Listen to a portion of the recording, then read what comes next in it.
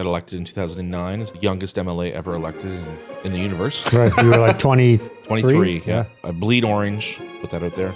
We had a good conversation here. You and I clearly don't agree on a number of things, but we still have a conversation. Like, we're not going to get up and you and get out of here. Flip the table over and be done with it. Can you think of anything that's a policy or something that you just don't agree with Poilievre on?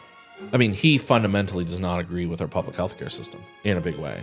In Women's what? right to choose. That doesn't exist. This is a talking point. This always comes up every election. This is Liberals do this, NDP do this. It's not an issue. I don't trust him. It's who I am. I mean, as I said from day one, I'm a partisan here, so I don't trust him anything he says.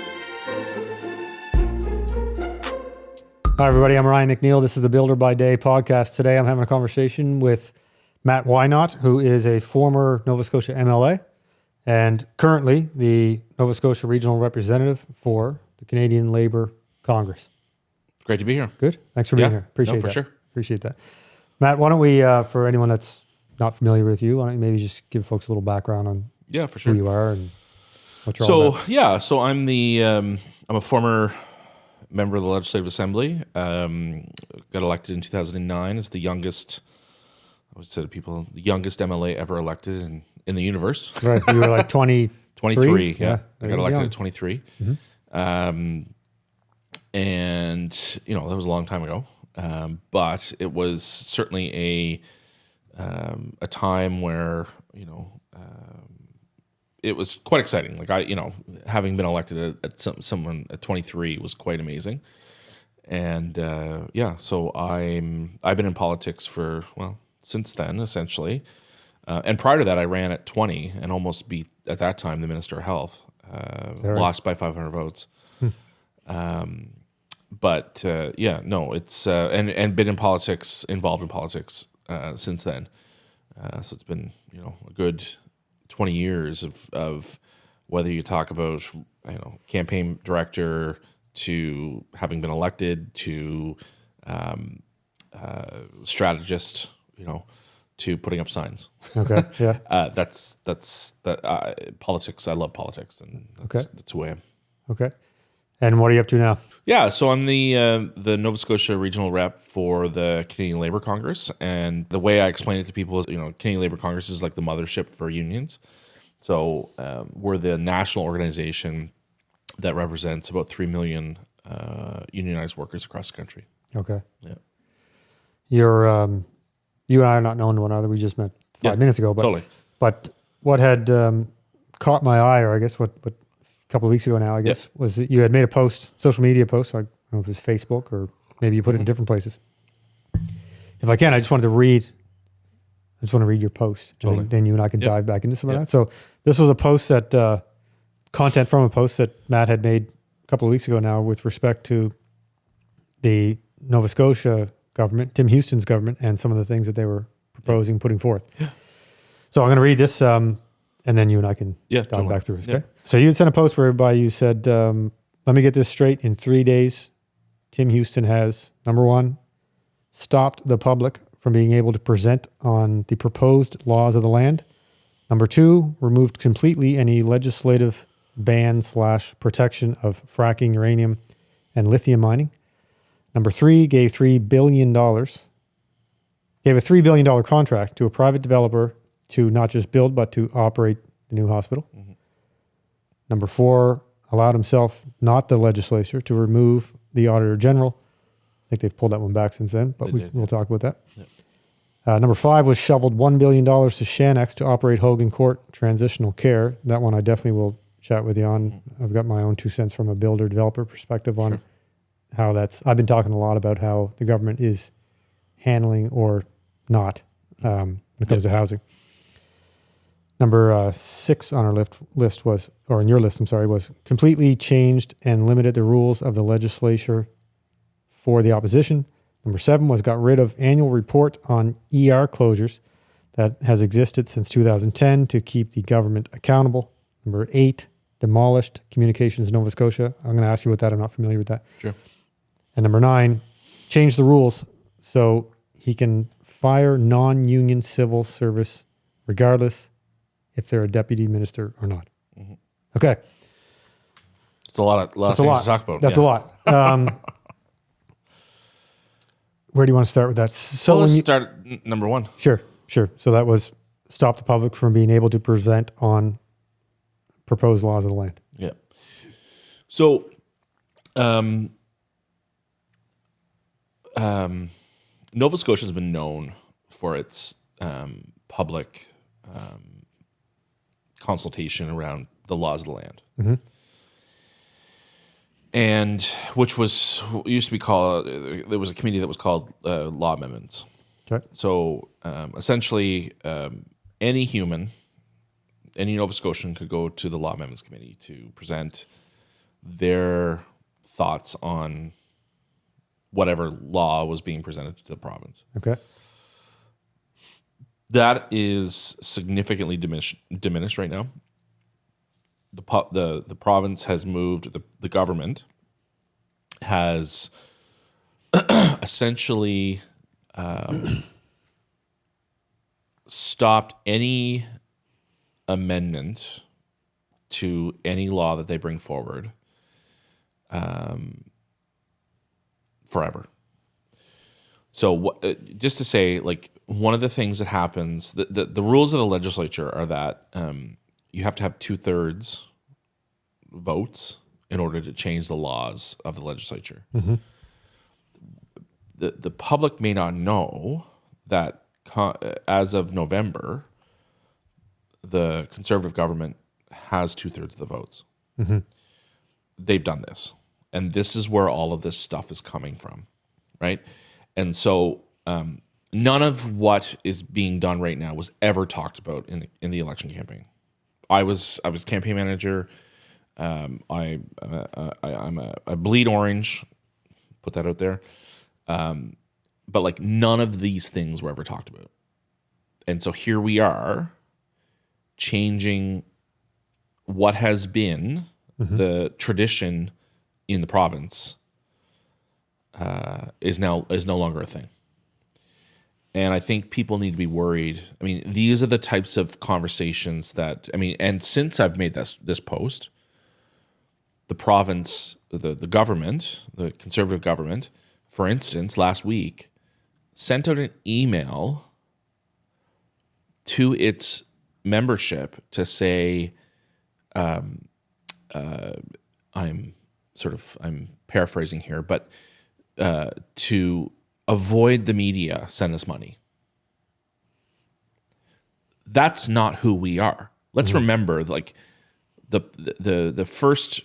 That's not who we are as a public. I mean, we have an entire room in the Nova Scotia legislature devoted to Joseph Howe. Mm-hmm. Joseph Howe was the first premier of the province. He was the man who stood up and talked about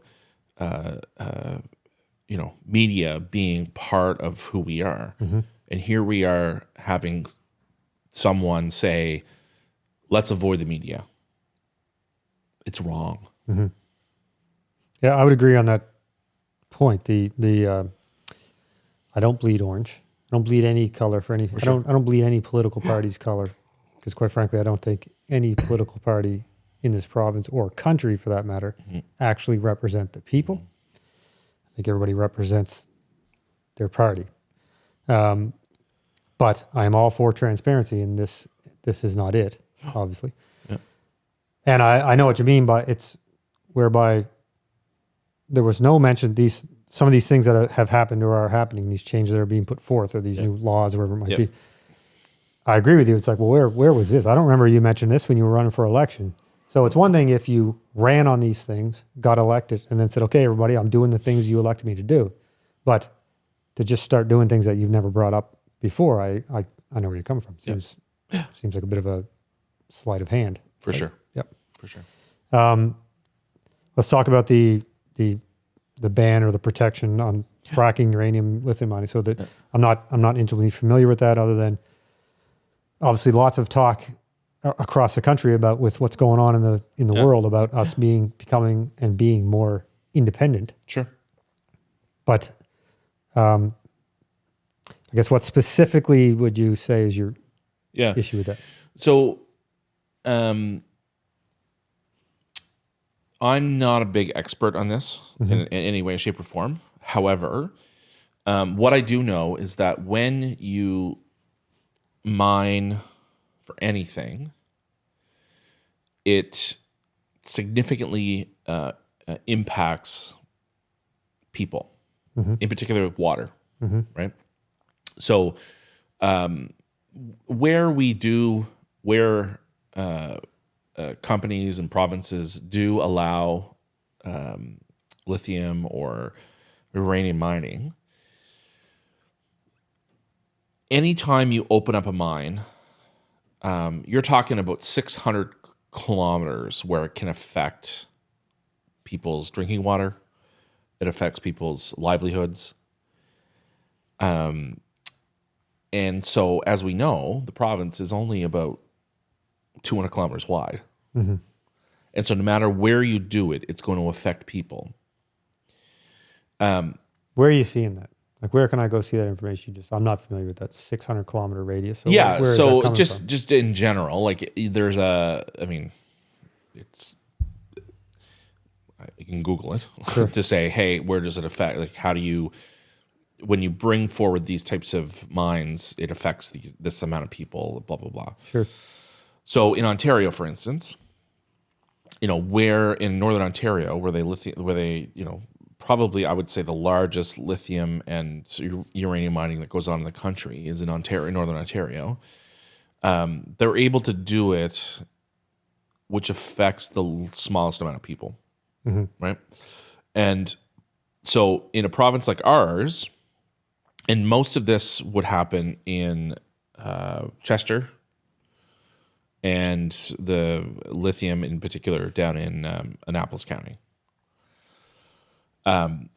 This can significantly impact the people that live there. And like I said, you're talking about, 50%-ish of the province relies on well water. So this is going to affect a lot of people. And it was, here's the deal. Like, the ban on uranium mining, the ban on lithium, the ban on fracking was brought in over the last 10 years because of consultation with the industry, and not just the industry, but with what Tim Houston would call special interests, right? The people that know the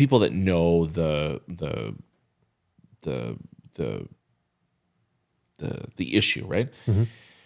And I think that we're at a point, prior to 2009, I'll take uranium for instance. Prior to 2009, going back to the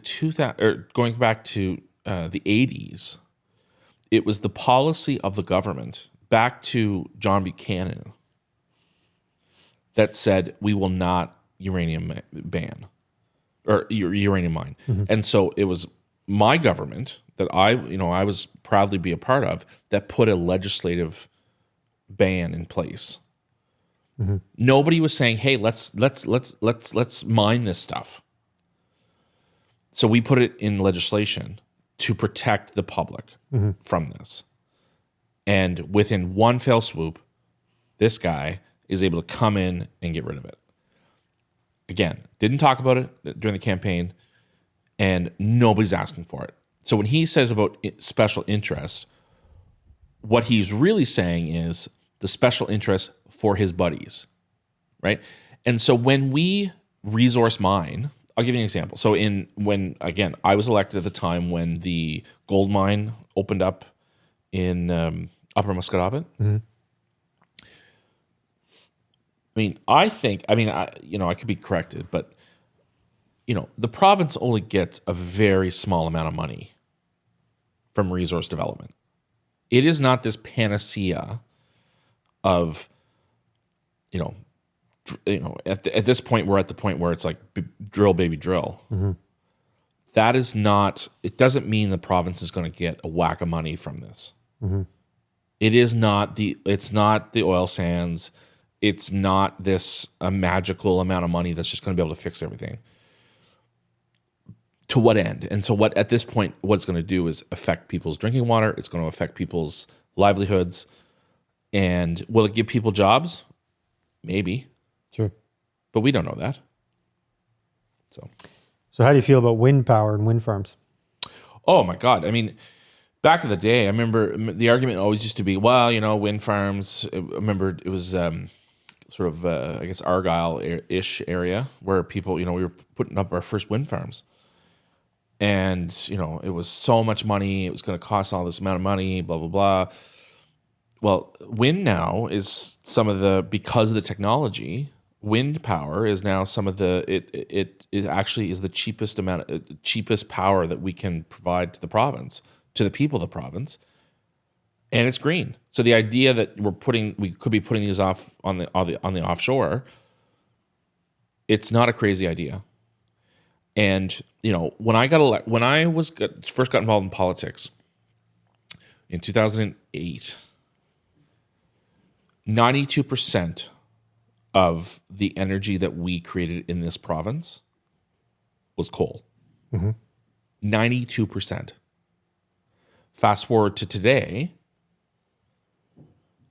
and it's, from what we see and what we research from Nova Scotia Power and the Utility Review Board, because of the legislation that I was part of,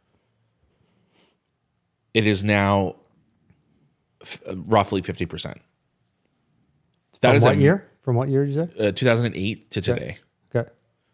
So this idea, imagine if we didn't do that, right? At that time, it's, rewind for people, the idea that at that time, coal was such a fluctuating energy where it was all market-based, right? And so at that time, we were seeing 15% Nova Scotia Power come to the Utility Review Board and ask for 15% increases because in their minds, because of the oil and gas and the coal that we were using at an international market. We're not seeing that anymore. No, in fairness, yeah, we might not be seeing that anymore, but have you compared, say, the average power bill from 2009 to now? Oh, frig. It's a gong show. That's great and all, but everybody's power bill is astronomically more than it was in 2009. And I can also say that the reason why that's happening is because Nova Scotia Power is a private company needing to needed in legislation. It is the law of the land that Nova Scotia Power needs to make 10% at least on their returns on profit. That is the law. It is not like this, and that's the minimum. And that is because of liberal and conservative governments in the 90s when they sold Nova Scotia Power to this for-profit company. So it's like, what? What company is guaranteed this? Ever? Nobody. But it's, they did this. It was the law that was made up at that time. Yeah. So if we come back to the wind farm thing, though, so if I come back to the minerals and compare that to wind farm, wind farms absolutely have an environmental impact, and they absolutely have an impact on the people around them. And go back to what you were saying, like if I say to you, where are you coming up with this intel about how they're, first of all, I don't think wind farms are green at all. I think green's not the right term. Sure. The average windmill will not even save or reduce carbon emissions enough to even cover the carbon produced to build the windmill in its life cycle, right? So on one hand, you got everybody screaming, let's reduce carbon emissions and we'll put up wind farms to do it. But that in the life of that windmill, it won't even offset the carbon it produced. Have you ever seen a windmill built? What goes involved with that? The amount of concrete that is involved in building a windmill? I do. It's insane. And I will say that the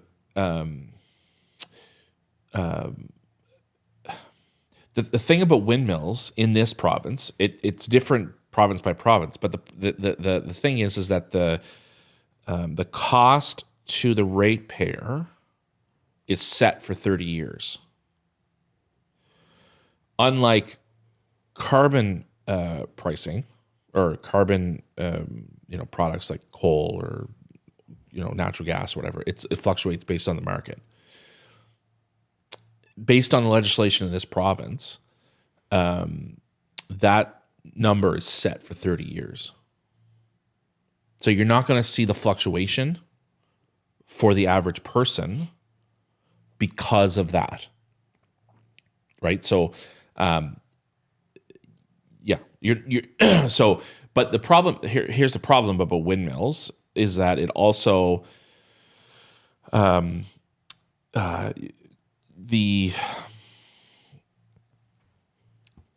we often don't hear about this stuff in that windmills also allow, what am I trying to say? So they're windmills in a way don't, we actually don't, we're not allowed to actually have more than a certain amount of megawatts on the system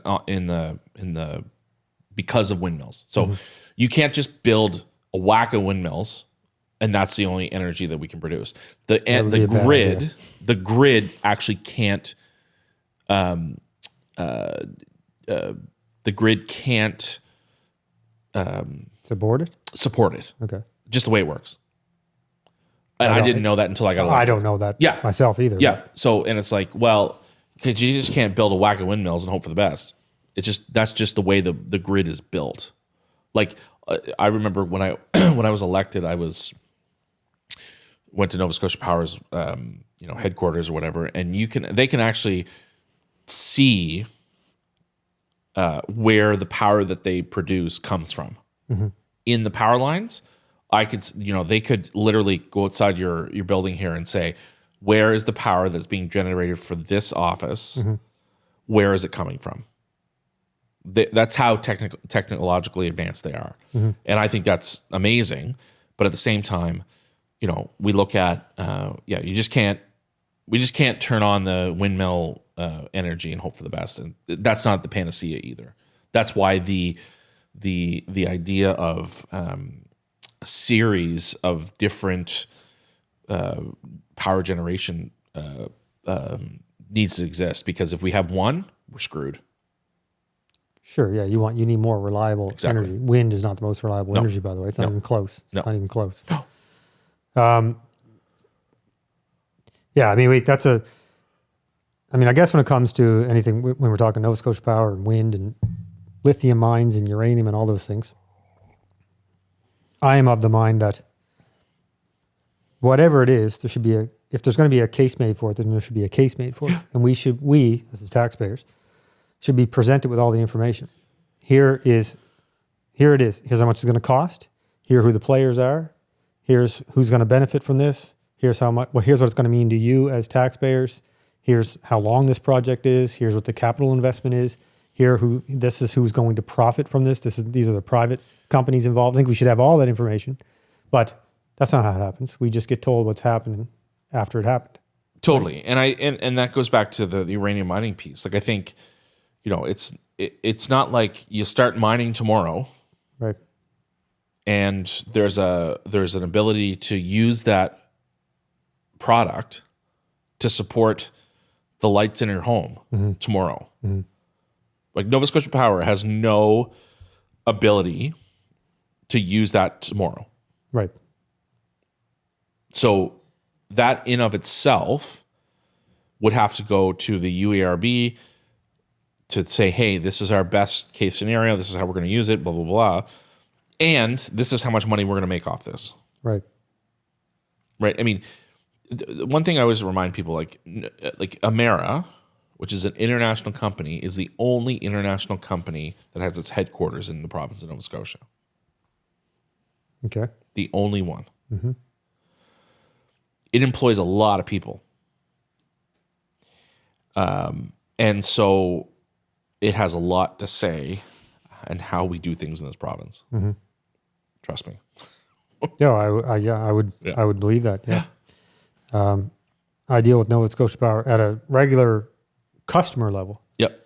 I deal with Nova Scotia Power far more than the average person because I'm a home builder and real estate developer. And so, any given time I have dozens of Nova Scotia Power accounts out there, right? Yeah. So, I know certainly as much as anybody else does about the cost of power, how much downtime there is, how difficult it is to get somebody on the phone if you need something done or to be addressed. It's a challenge. Yeah, it hasn't gotten any better, that's for sure. Right. The contract for the private developer to build and operate the new hospital. You want to elaborate a bit on that one? So, again, at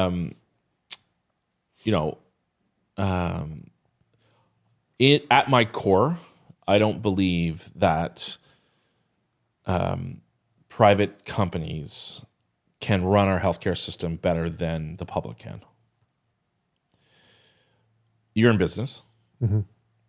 You don't go ahead and just do stuff at the kindness of your heart. No. You want to make money. Sure. Yeah.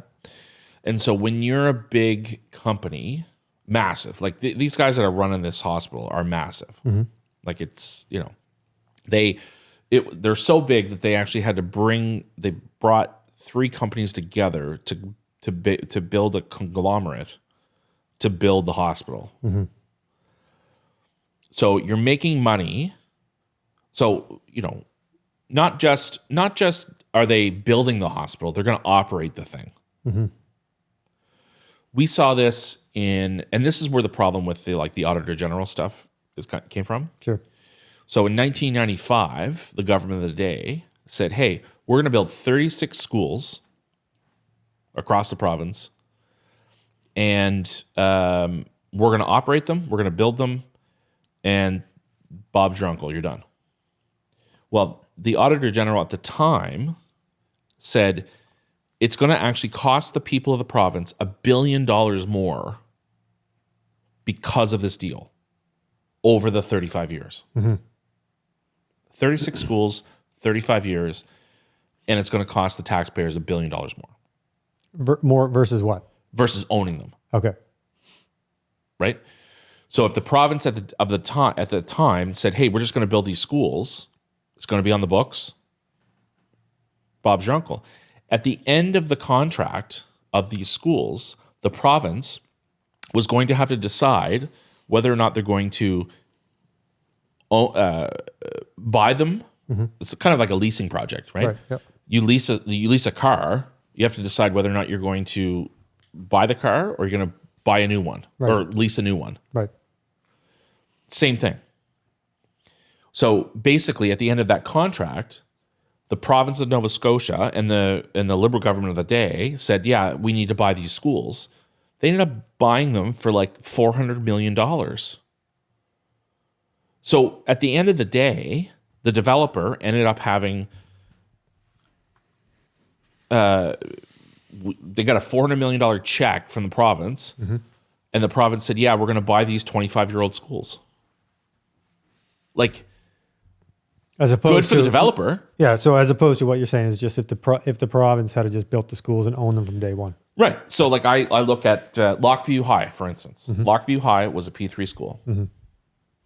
It was built at the day when the province decided to build those schools, to buy those schools.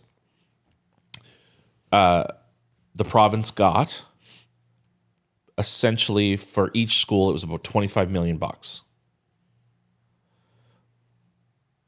In contrast, when you look at, say, CP Allen High School, when they built that school, it was a $36 million school. The province, at the exact same time, bought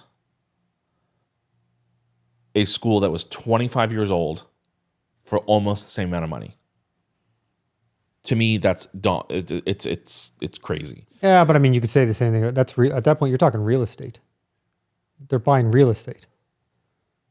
Yeah, right? But I could say the same thing about a new home versus we could go into the old part of Bedford and say, I can't believe somebody just paid $1 million for that house. I can build the same thing new up the street for $1 million. Yeah, no, you can't, because that thing's already sitting on a piece of property in prime real estate. Exactly, right. But the reality is that you're playing with the people's money when it comes to this. So I think that no matter who you talk to, people want the best bang for your buck when it comes to how the money that's being used to support the services for the public, mm-hmm, are being done properly and in the right way. And to me, when you look at the notion that our hospital now is being not only built, which the province can't build, quote, builds the hospitals, Of course they can't. right? Build anything. It has to be done by the private sector. Right. But the idea that now it's being operated by, they can't do it better. They can't do it more efficiently. And what it means to me is that though that money is now going to the profit of a big, gigantic conglomerate. Why do you think they can't do it better or more efficiently? Why do you think the government is better and more efficient at, like, would you say the government is doing a good job of operating our healthcare system currently? What they're doing is they're underfunding it to show the public that because they want to make sure that the private sector has more say on our healthcare system. So we're going back decades though, because this didn't start with Tim Houston and his government. So you're saying it's been underfunded for it has been many completely decades? Unfunded. Yeah, for sure. I mean, the province, let's go back to when healthcare in this country was actually funded equally by the federal government. Mm-hmm. I mean, people don't necessarily know that when we have our public healthcare system that was brought into this country by Tommy Douglas in Saskatchewan, mm-hmm. the deal was that the federal government would pay 50% of the funding. Mm-hmm. Do you know how much today the federal government pays for our healthcare system in Nova Scotia? 23%. Mm-hmm.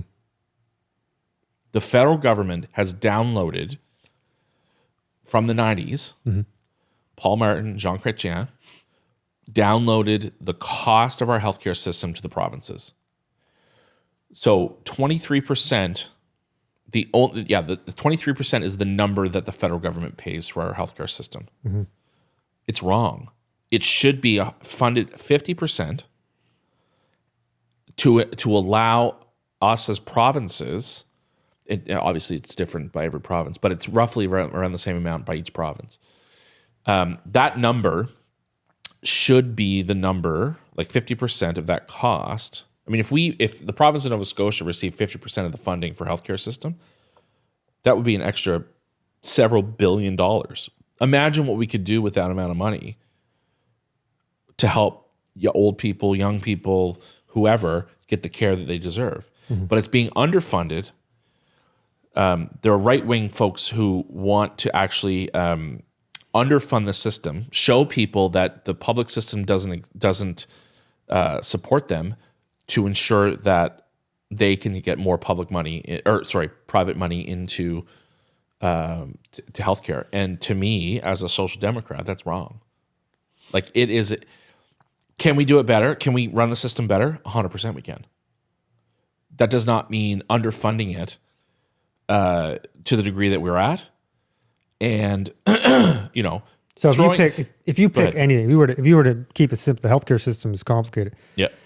The whole issue is complicated. It's complicated at many levels. It's also complicated for many reasons. Like, for instance, why we continue to add more people, give more people coverage who don't contribute anything to the funds that go toward that. So it's a separate issue. But do you really think that the government, regardless of what we're talking about, do you really think that all things being equal, could be healthcare, housing, anything? Do you really think the government is more efficient than the private sector at anything? Because I can tell you, when it comes to housing, it's not even close. It's like, when I look at the numbers that this government is spending on some of this affordable housing stuff that they're doing, and the sheds they built in Cobequid, and the little pallets that they've purchased, and now this recent announcement of $136 million over 222 units. That's $563,000 a unit. I build single family homes in brand new communities, completely finished with garages attached and paved and landscaped, and that don't cost $563,000. And there's land included on my end. They don't even have a land cost. So I would challenge you to show me something the government can do more efficiently than the private sector. So I think housing is a really interesting topic, because I think that again, you make money on that. Yes, that's how it works. Capitalism is best, right? That's right. That's how it works. Government also, I mean, they're a third party, right? They're not going to do it themselves. They're going to contract it out to someone else. And not only does the contractor make money, the government does as well. I would argue that I think there's a world where competition is really great, right? And so if the government can build homes and get, I mean, Sackville is a great example in the 70s, right? The entire community of Sackville was actually built on the co-op model. Mm-hmm. It was built on, folks, we have all this land. We're going to build these homes and we're going to sell it to you at a reasonable rate. To me,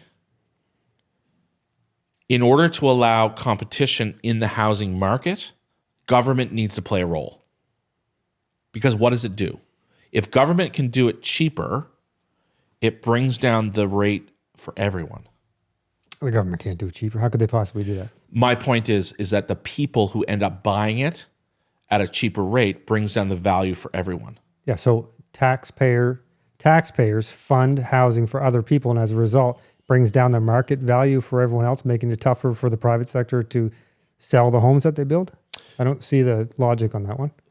Yeah, I mean, yes, that's exactly what it does. I mean, the private sector, like, I believe as who I am as a human, like as a New Democrat, as a social democrat, I do see a value in the public sector. I'm not saying we got to take it all over because that would be communism. It's going that way. I think that you can bring that if government can bring down the price for everyone, in my mind, it helps everyone. How would government bring down the price for everyone? I mean, I know how they could. How? Remove the tax portion of the homes that we build. Quite simply, remove the HST. Yeah. Tomorrow, every house just became less costly to build. What else could the government do? But then you make more money. No. The market, if the house was being sold for $900,000, you take the HST portion out, and I sell it for $800,000. Yeah. I don't make any more money. Right. Fair enough. I mean, this happened before. It was actually an NDP. It was the NDP who did it. It was back in like 2010 or so. Yeah. Took off. There was a certain portion of the GST. New homes. And immediately, I can remember. Immediately, the day that happened, I remember someone we had priced the home for, and that made a few $1,000 difference, and that was enough to make it happen for them. Yeah, so I remember that having a positive impact. Yeah, I think if there's a way that we can do it better for everybody, we should. And if that means taking the interest, I mean, the federal government did it, right? The Feds no, did it. They haven't. The Feds haven't done anything. They haven't done it yet. Okay, I thought they. Poilievre has said he will do it, right? But they haven't done. Right. Nobody's done it to date. I mean, I think part of the problem is that the federal government got out of the business of building homes in the 90s, completely out of the market. And so the mess we're in is because of that in the 90s. Yeah, well, the provincial government also hasn't built anything in 30 years. Right? That's right. And so, this idea, I completely agree with in the idea. But when we talk the federal government, the provincial government building housing, we're talking social housing. Yeah, to a degree, though. I mean, like I said, in the 70s, it was the government of the day who said, we're going to use Sackville as an example. Sackville, Cole Harbour, and Spryfield were built based on this model of the government building the homes. Basically, essentially, they're the home builder. Mm-hmm. And then they say to people, hey, you buy this home from us, and this is how much this is how much it's going to cost you. There's co-ops and things involved, nonprofit housing, blah, blah, blah. But to me, the government should do that and say, hey, we're not going to make a whack of money off this, but we should be able to build these homes and say to whoever it is and they want to buy it from the province. And at the same time, like at that time, it was like 6 designs, right? Already done. You can build them, go for it. Right? Like, to me, the idea that we have all these different designs and all these things that have to just build the goddamn homes.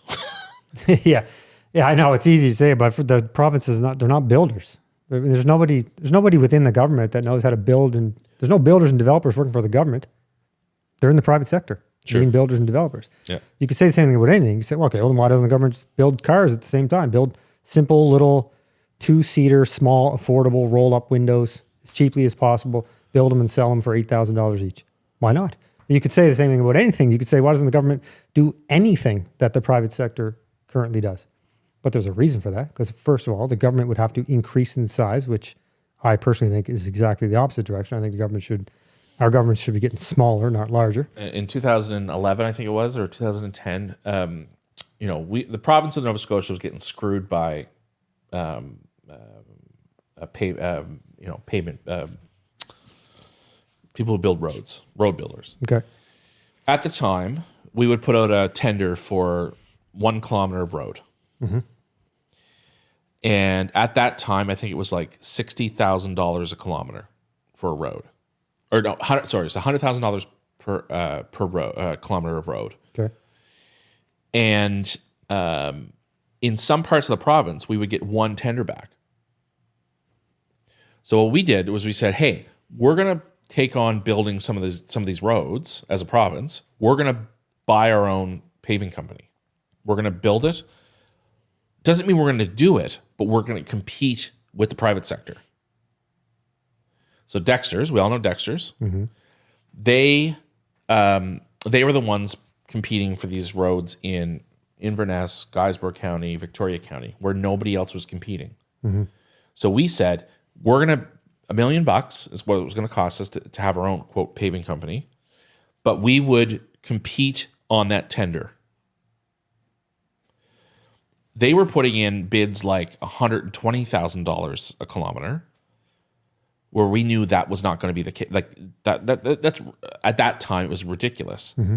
So we competed with that company in that tender. It actually brought down the cost of paving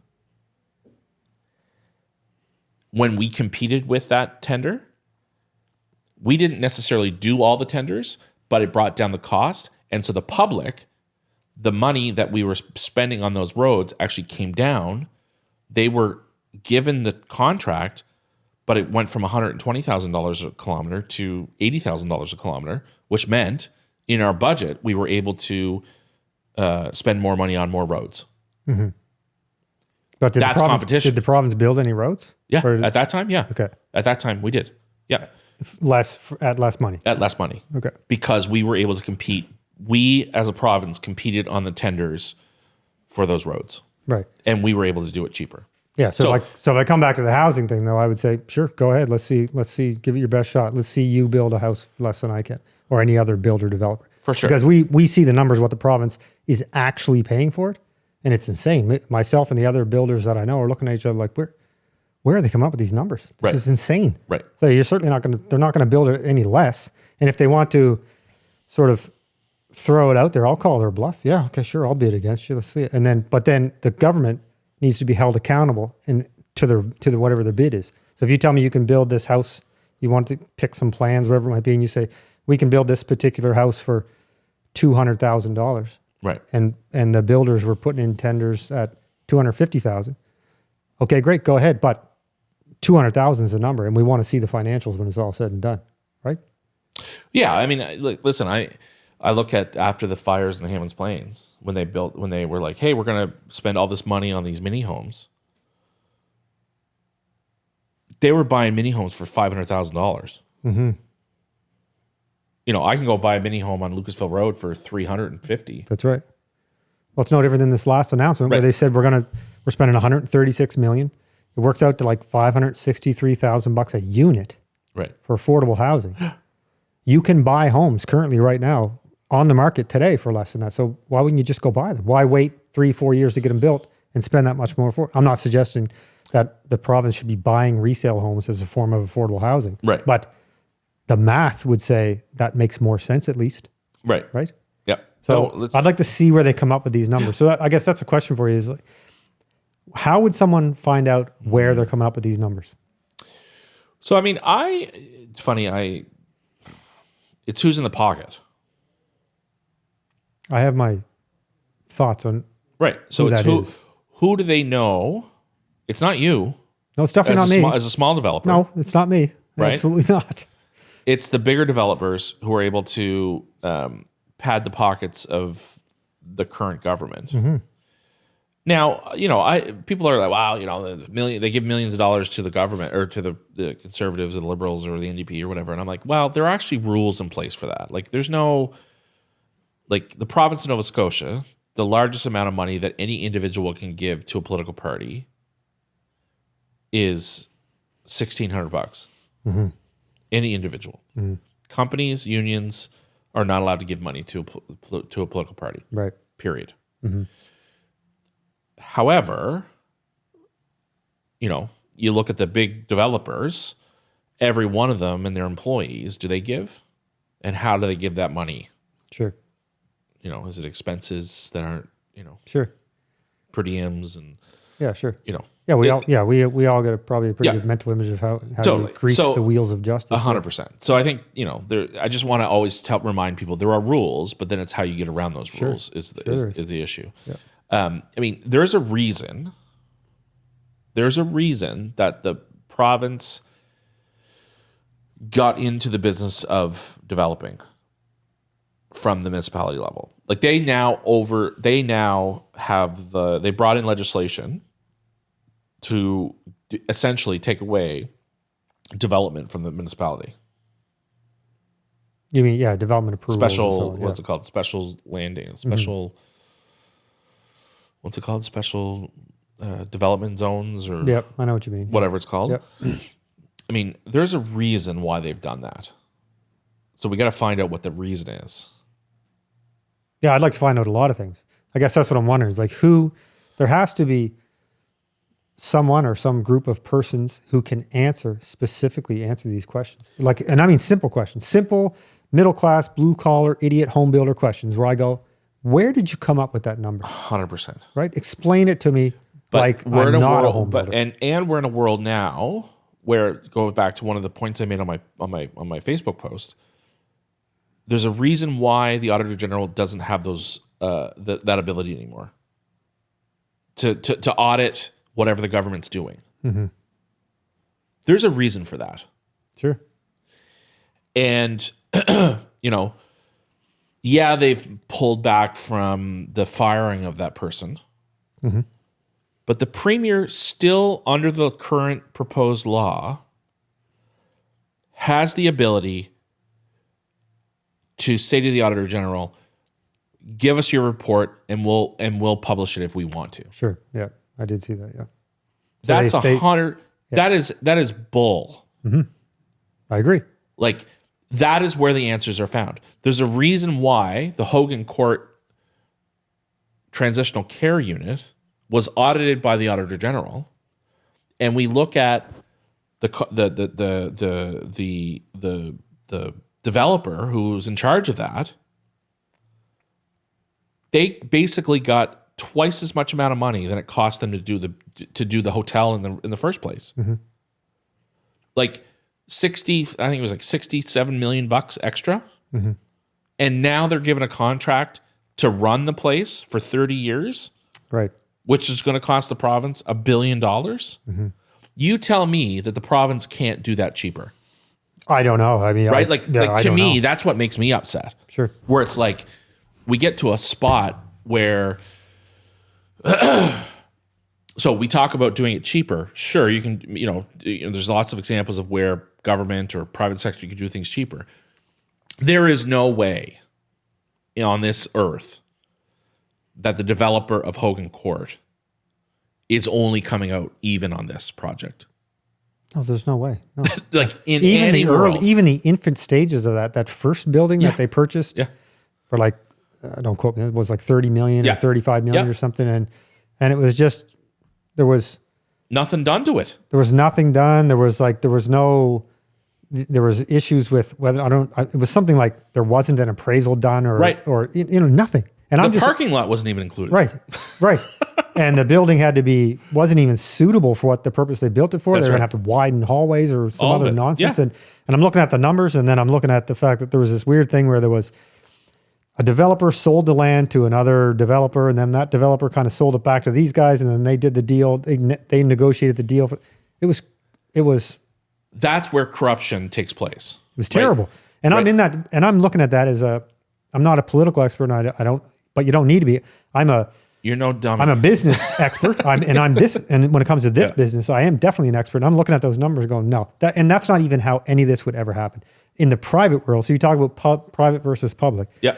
No private developer would ever do the deal that the province did there, because they'd be bankrupt very quick. Fair enough. They would do far more due diligence than that. They would look into that far more. They would, it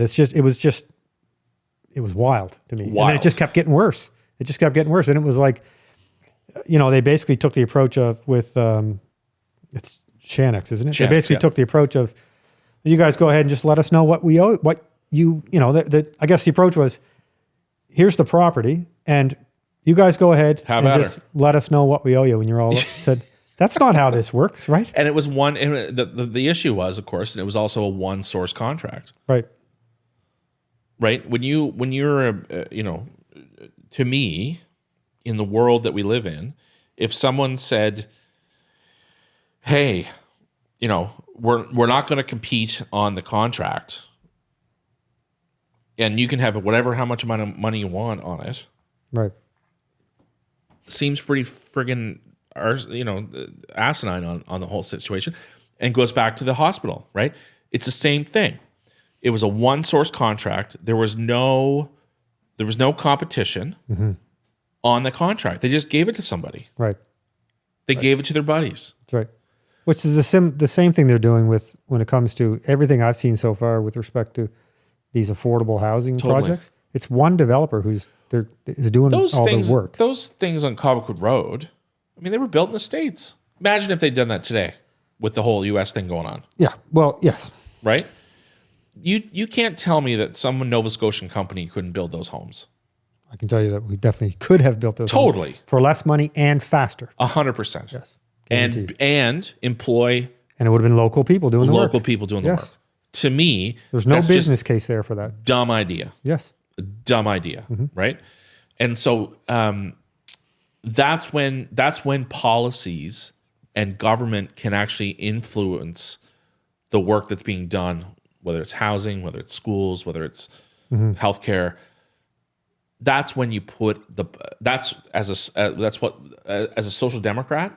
That's why I am who I am. You got to put the policies in place to ensure fairness, value for money, and to make sure that local people are getting the work. Good jobs in Nova Scotia are good jobs in Nova Scotia. Doesn't matter who you are. What do you think? What do you think are if you had to say list off the top 2 or 3 or 5 things, responsibilities that the provincial government has to us as the people? Yeah. And I mean just broad level, like just healthcare is obviously one. Education, healthcare, education. I think we need to get back into the business of homes. I think that giving people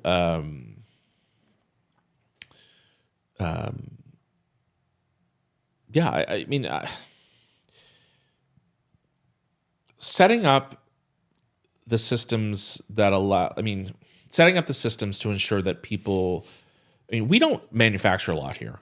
Right. The things we manufacture are paper, tires, and ships, and beer.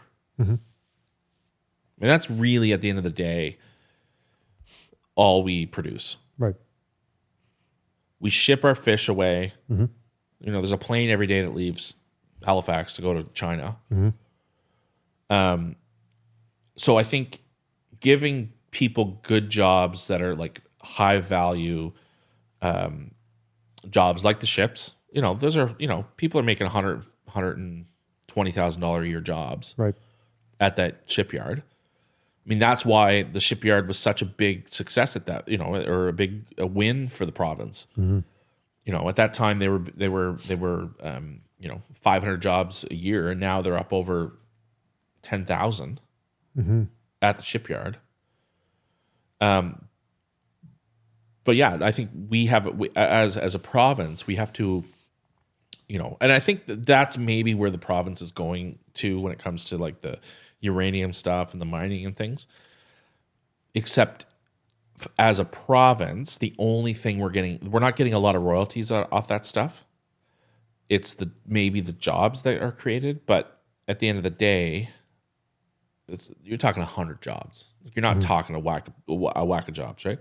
So I think that we need to do a better job at bring forward major manufacturing jobs in the province so that we're no longer insulated by the world. So we I'm just running through our list here. Let me come back to that. We kind of, I guess we got down to about number 7 out of the 9, which was that they had got rid of the annual report on ER closures. Yep. So back, I don't know, 15 years ago, the province we had significant issues when it comes to ER closures at that point in time. When I got elected, our commitment to the province was to bring forward accountability on ER closures. And so we brought forward a piece of legislation that would require the province to publish annually how many hours our ERs are closed. Okay. So from 2010 to 2013, that number was drastically going down. And then after 2013, that number was drastically going up. Right. At least the public could see it because it was a law of the land. They've gotten rid of that law. Okay. And they're hiding that number. So it's like the whatever, what's it called? The doctor. The wait list? The wait list, doctor wait list thing. 2 months prior to the election, they announced this. Oh my God, we've seen this 20% decrease in the number of people that need a family doctor. Except, that was them calling people, asking them if they wanted to be on the list or not. Sure. And people were like, well, no, I'm not going to get one, so it doesn't matter. Yeah, I don't know. I've heard a few things around that. I don't know how much I trust those numbers. Totally. Anyway, one way or the other. And so when you bring forward accountability, like putting it in law that there needs to be an annual report, hospital by hospital, about the ER closures. Yeah. At least the public have information on it. Yeah, sure. It goes back to the transparency we talked about. Right. And so when you look at what has happened over the last 3 weeks, less transparency, less information to the public, and it's hey, don't worry, we'll tell you when you need to know. Yeah, exactly. Yeah, I would agree with that sentiment. It's kind of, we'll just go ahead and do it, and we'll let you guys. Yeah, we'll let you know. Yeah. On our terms. I mean, the problem is that politics, the public don't believe politicians. They don't believe in politics, except politics drives our world. It always has, always will. And am I perfect? No. Is the NDP perfect? No. Are the Liberals perfect? No. Are the Tories perfect? No. But it's our world. Problem is that the people with more access, more money, more education, more, you name it, they're the people that are running the system. So the people that are working 3 jobs or making minimum wage are the ones that should be the ones who are running. I shouldn't say running, but they're the ones that should have the most influence, but they're not, because it's the last thing on their mind is to go vote, or it's their last thing to go and be involved in politics. They're just trying to put food on the table. But who do you mean who do you mean specifically by who's running the show? And you say like what? Yeah. So it's historical information that people who make money, people who are secure in their home, people who have a higher education are the people that vote. Sure. People who make, $50,000 a year, 3 jobs, 4 kids, single mom, they don't vote. They should. They should. And the problem is that's the last thing on their mind because they're literally just trying to put food on the table for their kids. It's not that difficult to vote, though. It's not, but they do, but they don't. Yeah. It's just I also don't know. People have used that analogy before, single mom working 3 jobs and 4 kids. I don't know how. That's not very common. I mean, God love the poor woman who is in that situation, but that's not very common. I think what's very common is middle class people. Yeah. And I also think that what happens with that is, I think it's probably as much to do with the fact of once you get to a point where you have your life in order, then you start thinking about others, like your offspring, your children, your grandchildren, your future and their future. And you want to have some say in the direction that that's heading. So I think generally speaking, the people who have more to lose tend to pay more attention to what's going on around them, specifically as it pertains to other people who are controlling their fate, politicians, special interest groups, whomever, because we can see, like, perfect example, when I see what is going on here in this province when it comes to housing, and I know that those numbers are completely out of whack. It's nonsense. It's nonsense, the numbers that are being spent on the little bit of housing that has been built. So I'm looking at that and saying, well, that's just housing construction stuff that I understand. So imagine the more complex stuff, how completely out of whack it is, how much money is wasted, how much inefficiency exists, how much bloated bureaucracy exists. And so the people who tend to be a little more aware of their surroundings will also, I think, more likely to go vote, of course, because they want to control some of the direction that things are heading. But I don't know. I don't, it's pretty easy to vote these days. I think everyone could. Have you ever knocked on a door in an election? No, but I've knocked on doors before. And in that, you would be surprised. Sure.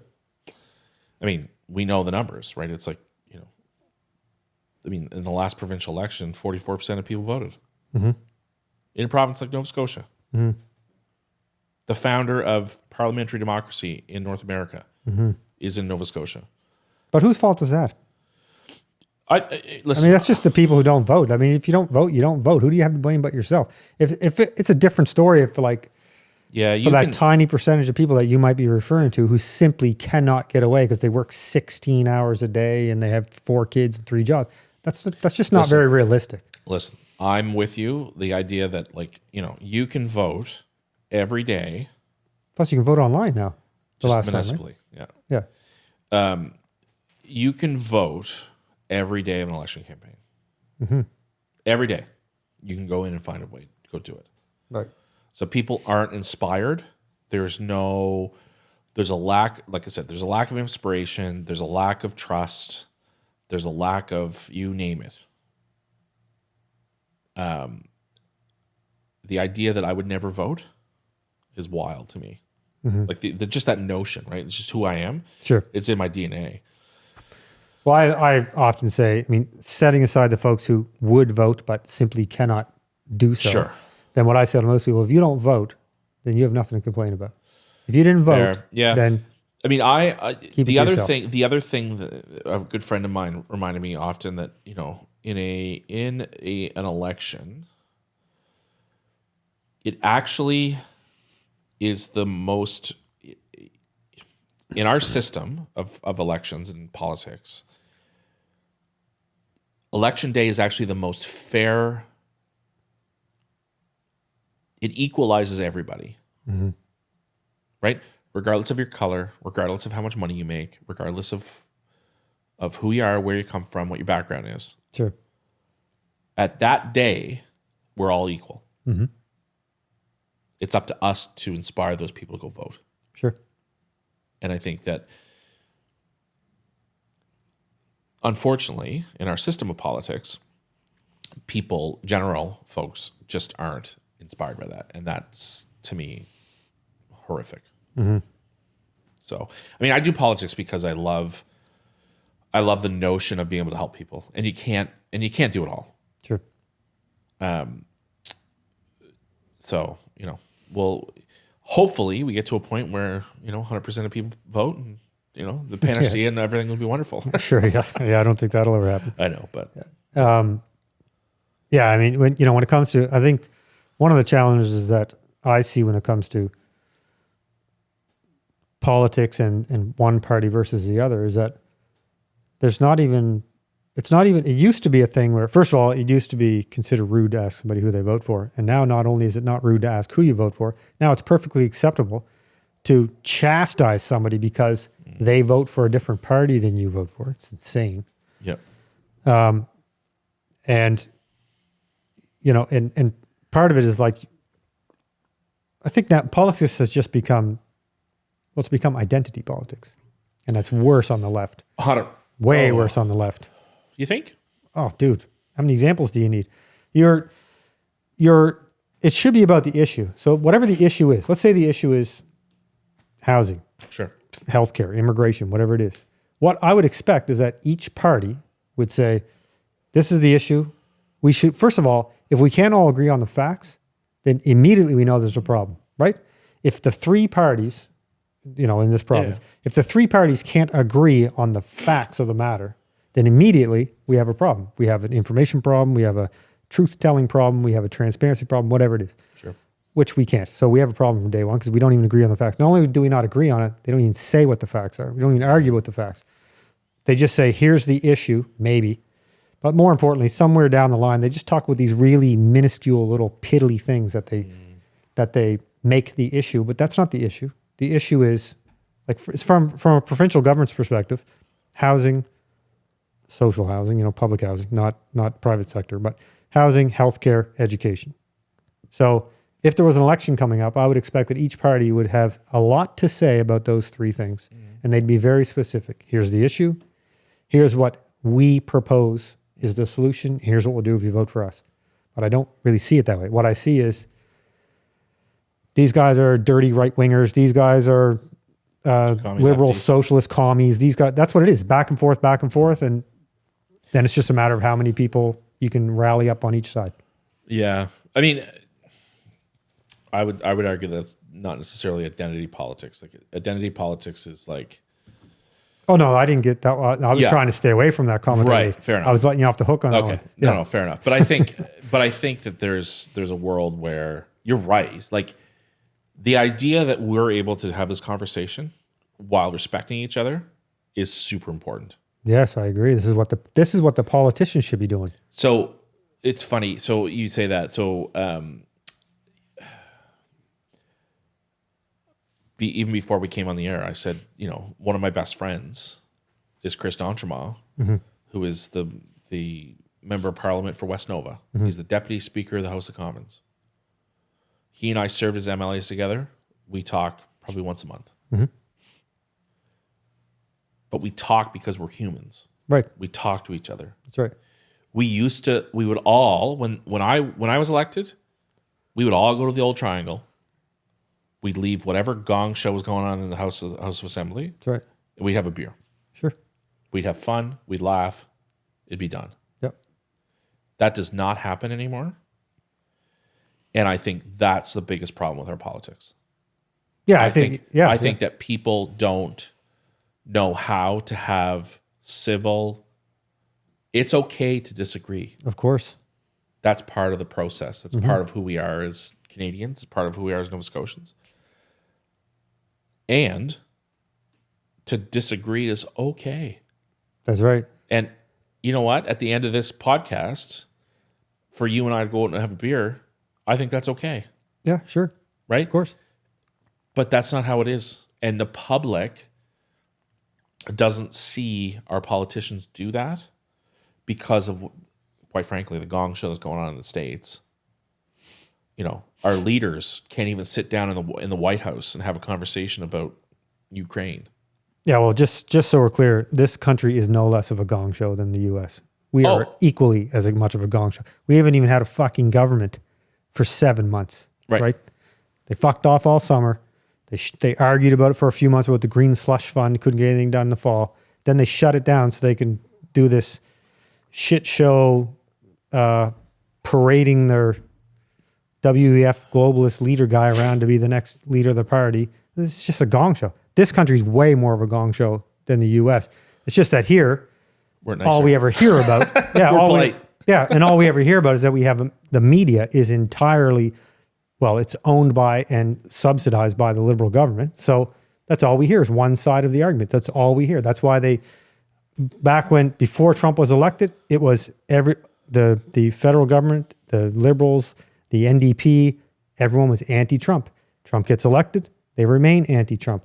Now it's trying to paint Poilievre to be attached to Trump. And if he doesn't do enough to say he's not on the same page as Trump, then he gets chastised. It's just nonsense, man. I actually think the media is the biggest problem in all of this, but the media being funded by the government is what's making that worse. And they want to put it into law, make it legislation that the CBC is to be forever funded by the government so they can continue to push the propaganda. So we have no choice but to listen to it and be subject to it. It's okay if you're someone like me or the many other millions of people, thank God, who do their own research and get other sources of information other than CBC. But have you ever watched the CBC? You ever watched them talk about things? All the time. It's insane. But, if you take the CBC out of it, where do people go for news? Well, there would be lots of places to go for news. You could go to anywhere online for social media. And then there's all these other smaller podcast type guys and individual journalists and private, smaller independent companies and independent journalists. There's all kinds of places. If you're suggesting that without the CBC, we're not going to be able to find the news. No, that's not what I'm suggesting. What I'm suggesting is if you just take the CBC out of it, the amount of... I'm not saying take the CBC out. Stop funding them, though. Stop funding them. We as a taxpayer, the government can't be funding the media organization who is in turn pushing that same government. That's propaganda. That's what that is by definition. Yeah, I mean, obviously you and I could disagree on that, but do you not think the CBC is left leaning and favoring the Liberal government over the conservative 2B government? I think that the CBC has been an important institution for our country. Yes. You don't think they're biased, leftward biased when it comes to? I think that they give a different perspective for sure than they should. Do you think they report all the news? Yeah. You do? Yeah. We would fundamentally disagree there. I think there's a world where, so you look at whether it's the Chronicle, Herald, like any print media, any like CTV, all these guys. I mean, again, they go into they do this work not to not make money, right? So CTV, like Bell, they're gonna want to make money. Oops, sorry. I agree. I think they should, and I think if they can't make money, then they die on their own. And that's what's happening. Right. They're dying. Right. Meanwhile, the places that aren't dying are the people who are providing the factual news and backing it up and showing receipts. Those are the forms of media that are growing. Right. This form of media is growing. 100%. Not because people think home builders know more about it than CBC news anchors, but because people think honest conversation it's real, is where it's at, for sure. Not the government-funded media. It's really important to have competition in the world. And government does have a role to play in competition. Same thing with media. They have a role to play in providing some information to people, and then people are going to be able to go and find the information. Yeah, I would have no problem with that if it was just truthful, unbiased information. That's definitely not what it is. Yeah, fair enough. The news should be, here's the news. Remember when the news used to be some middle-aged, boring, monotone guy would sit there and go, blah, blah, blah. Yeah, blah, blah, blah, blah. Here's the news. See you tomorrow. Yeah. Right? That's not what it is now. It's, here's a little bit of news. Here's what you should think about it. Here's how it should make you feel. Here's a talking head to talk more about how you should feel about it. That's the CBC. Yeah, I mean, I think they're all like that. I mean, unfortunately, like it's just, you look at the mainstream media. Yeah, CNN, all of it. Fox. Yes, of course. Fox is not. I agree. Fox it goes both ways. It goes both ways. Like Fox is not news. I don't think National Post is news. Like Post Media, they're on the other side of it, right? They're on the right wing side of it.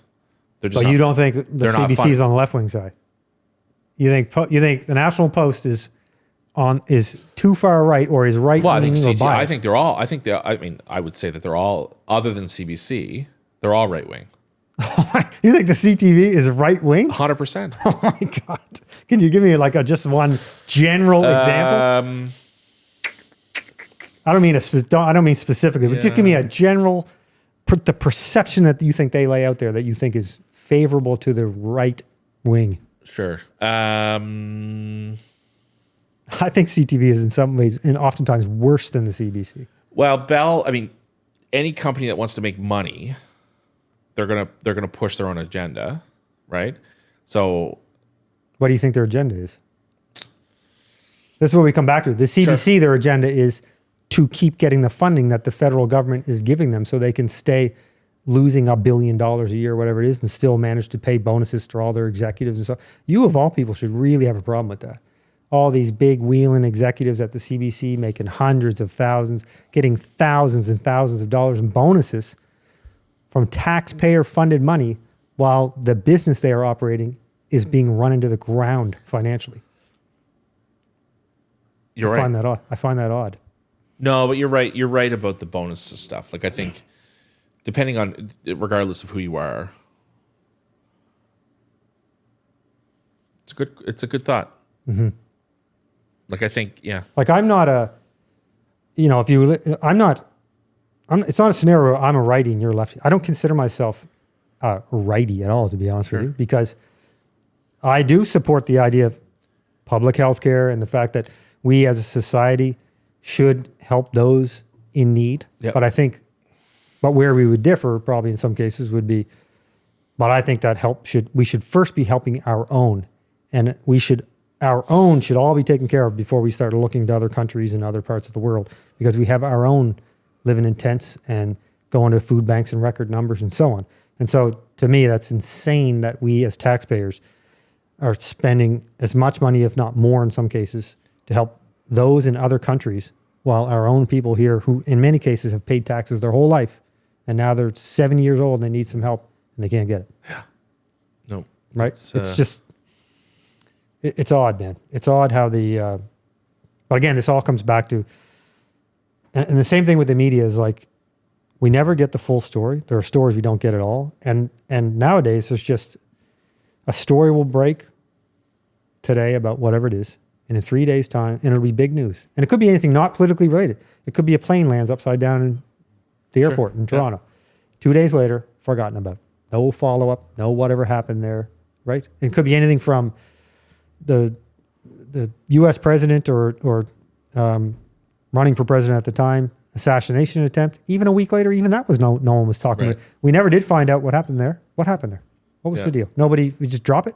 And then you could move on to things here. You could look at I don't see CBC doing a lot of reporting on foreign interference with our government at the federal level. That's definitely a thing. It's definitely happening. They never report on that, ever. Yeah. You don't think that's an important thing? You don't think the Canadian public should be made aware of the blatantly obvious and no lack of proof of foreign interference with our federal government? Probably all levels of government, but certainly at the federal level. It's never talked about. Never makes the news. Makes lots of news at the independent level, but it never makes the news in CBC, CTV, Global. Never hear about it. I mean, it's real. Listen, China, Iran, North Korea, Russia, they're all threats to us in like and different reasons, but they're all threats to us, and there's things going on. We never hear about it. The only time you ever hear about it is if, say, the CBC doesn't like how things are going, and so they'll accuse the Conservatives of, being under Russian influence or something. Then they'll bring it up, but they won't elaborate on any of that stuff. It's just used as something to sway an opinion. I just find I think the media is absolutely to blame for the current state of affairs where we are. The lack of I think that the media are part of the distrust that people have when it comes to any information. Agreed. Politics. That's right. I mean, politics, unfortunately, is part of our life. And so being able to have these conversations with the average person, they just don't see the value in it. And it's because of our media. Right. But how do we get past it is the question. I love this stuff. Yeah. I listen to podcasts all the time, political podcasts all the time. But that's because I have the time, because I drive a lot, Sure. Yeah. You know, I'm able to I'm able to do that. I just don't think the average person has time. Well, there's still, and there's still, part of that would be that there's still a significant portion of the population who are getting their quote unquote news from 6 p.m., Sure. CBC, CTV, whatever. Totally. It's not even, I mean, I have friends and family members who they'll say something, you'd be sitting around, whatever, Totally. and they'll say something and I'll be, where did you hear that? Right. Right. Well, and then you got to go, and then you got to take a second, go to Google, find an article, send it to them, and say, dude, just look at the real information. Totally. Well, I mean, I can't remember the last time I looked at, CTV with Todd Battis. Well, I don't. I wouldn't even know where to get it. I actually do try. I still have, like cable television. So I actually do try You still to. have cable. Yeah. God love you. Yeah. I figured I'll ride it out until I move next time. It's too Fair lazy to get enough. rid of it. But also, I haven't found a good replacement for sport. I need my sports. Oh, that's fair. So until somebody has like the Netflix of sports, you know what I mean? I got to stick with it. It's really the only thing I watch on TV. But in fairness, from time to time, I will flip on CBC, for instance, because I just want to see what's going on. How they are portraying the current events. And sometimes you're looking for stuff that it's just not even there. And other times you're just kind of shaking your head at it. It's because it's all just so, everything has a spin. It's just so one-sided. It's exhausting listening to them come around in circles. And in fairness, I have seen recently, in recent months, there are a few new opposing voices, I guess I could call them, maybe, on some of these, talking heads. Yeah. But I don't know, man. I think that's like, I have a real, part of the reason why I'm even doing this thing where I have this podcast and I have these conversations is for my sheer disgust for the media. I just kind of trying to do my part to, for what it's worth, try to have some honest conversation with people like yourself who are I love it. in the know locally and can shed some light on some things. And yeah, you and I would not be on the same page with a lot of these things, but it doesn't mean we can't sit down and kind of have a conversation. I might go, I never really thought about it that way. But well, and that's the thing. Like, I just think that I always use the example of your grumpy uncle at the Christmas party. I think I've become that guy. But I know I'm never going to change his mind. Sure. But how do we just have that conversation? That's right. Yeah, sure. Don't be an arsehole about it. Yeah. Just have a conversation and be done. Yeah. I'm not going to change his mind. I'm not going to change his political affiliation or his whatever. Just have a conversation, man. Like, yeah, you know how I think you get to it? Like if you say, how do we get, like you have a good point there in what you said. And I've probably said it out loud, but I've certainly thought the same thing as you. I'm like, how do we get from where we are now totally to where we need to be when it comes to truthful, open dialogue and real news and facts and unbiased reporting and transparent governments and accountable government? How do we get there? And I don't know, man. I mean, the pessimist in me says we're not going to get there. Yeah, and so here's my thing: is I think that there's actually the unfortunate part is that the public. So you take your Christmas, your Easter dinner. Mm-hmm. To me, that's your weather vane, right? Where whatever they're not talking about transparency in government. No. At the Easter dinner, at the Christmas dinner, they're talking about the things that affect them. Yeah, they're talking about how they spent 8 hours at the ER trying to get a broken finger addressed or something. Exactly. Yeah. So, I had this conversation recently where, if we talk about what the government has done when it comes to the Auditor General and some of the transparency stuff that they've done, if we don't take a lens of you're just doing this because it's a night, you're not they're not talking about healthcare, right? It's a shiny object, right? It's a shiny thing. If we only talk about transparency in government, we're all falling asleep at the wheel. That's right. Yeah, we got to talk about the fact that people aren't getting their health care. We got to talk about the fact that we're not building schools. We got to talk about the fact that, X, Y, Z, whatever the issue is, they want us to talk about transparency in government because it's boring. Mm-hmm. And the people aren't talking about that at the kitchen table. Sure. Yeah, I think, in my opinion, I think if there aren't currently any political parties who this would describe, but if there was a political party who made it their point to whittle everything down to the lowest common denominator and try to cast as wide a net as possible and say, listen, we don't need to get into this specifics over here. What we need to identify is we need to represent the majority of people, because I think setting aside political stripes and who you might vote for, which again is what this has turned into. It's become such a, I'm on this team and you're on that team and we're against one another. But if you whittled that down and said, okay, let's just pick an issue. I don't know. Let's say immigration is a good one because people get heated about that. So if you said, well, forget about the details for a minute. Let's, raise your hand. You have 1,000 people standing in a gymnasium. Raise your hand if you think immigration should just be wide open. We'll take as many people as can get here. And when they land here, we'll give them whatever they need and we'll provide them with a place to live and food and financial support and so on. Yep. Raise your hand if you're for that. And out of 1,000, you'll get a handful of people that will say that. And okay, great. You guys just step off to the side over there.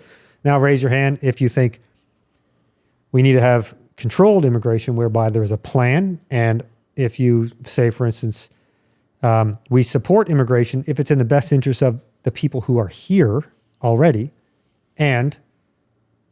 But we don't support bringing folks in and giving them what we don't give you. Right. Then you're going to get 90% of the hands are going to go up and you can say, great. So on that issue, this political party is about sensible immigration with a plan and laying out the details and so on. But we don't need to try to sway the people that think it should be a wide open border. There's no point trying to sway them. There's also no point in telling them that there's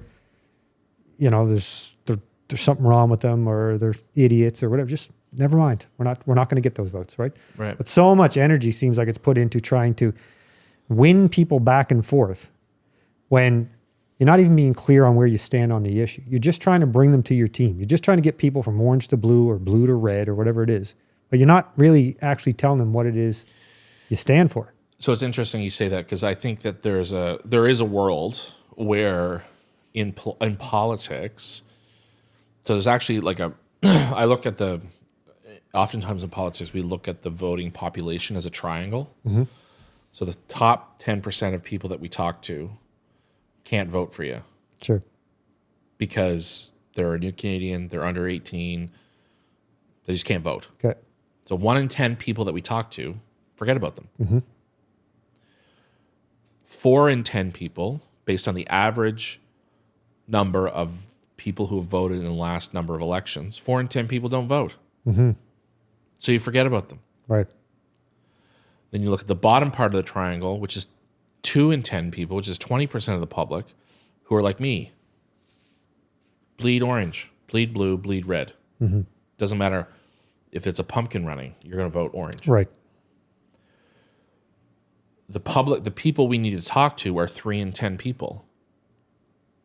And if you can get 2 in 10 of those people, you win. Right. That's just math. Mm-hmm. Sure. And so in politics, you're just trying to win over the 3 in 10 people. Yeah, sure. Yeah, because you're not actually going to convince someone that bleeds blue to vote for you. Sure. Yeah, exactly. Yeah. Yeah. Right? Or the people that bleed red or the people that bleed orange, I'm already talking to them. That's right. Yeah, you already have their vote. Yeah. That's right. Yeah. So you literally only need 3 in 10, which if you add up that number, it's 40% of the public. Mm-hmm. And you win. Mm-hmm. That's just the system. Yeah. And I think you're right in that, unfortunately, that's just the politics that we live in. Yeah. Right? And which is sad. It's horrible. But here we are. Yeah. Well, I think it's, yeah, I just don't know how you get to that, from where we are to that point. I think there was a time when it was, I mean, I've been voting for,